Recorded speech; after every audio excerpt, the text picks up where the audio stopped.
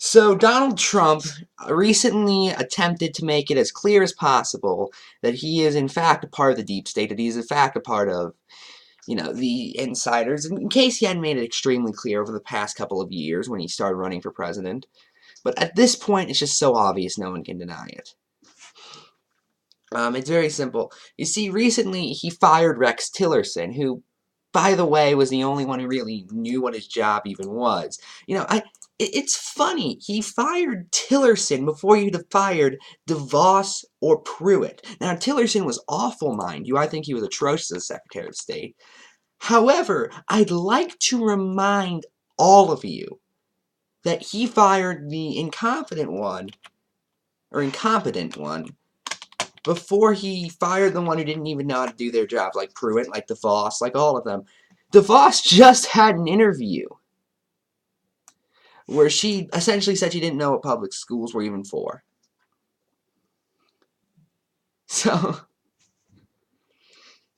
she doesn't get fired, Tillerson does. Okay, fine. This administration doesn't make any sense. But now, he is putting up, for Secretary of State, the former director of the CIA, Mike Pompeo. And of course, he was the director of the CIA under him.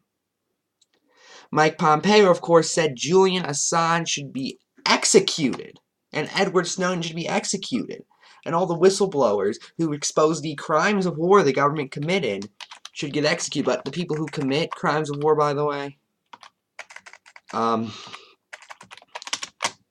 nothing wrong with them. They're our buddies, because, they're committing... It reminds me. You guys ever watched Roseanne? There was an episode that parodied a 1950s sitcoms, and it just showed Dan talking to the kid, and the kid was like, "Dad, aren't missiles bad?" And then Dan was just like, or John Goodman's character was just like, "Oh, not when they're our missiles, son."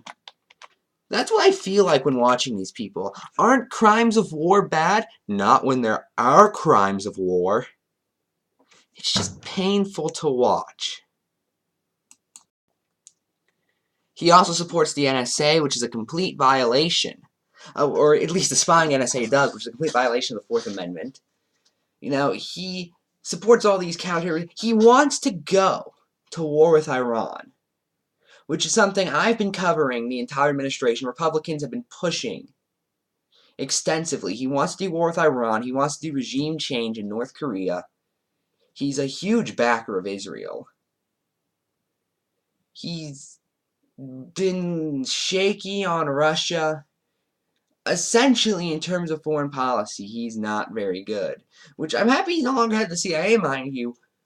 But I personally prefer to him, not have any of the higher thing.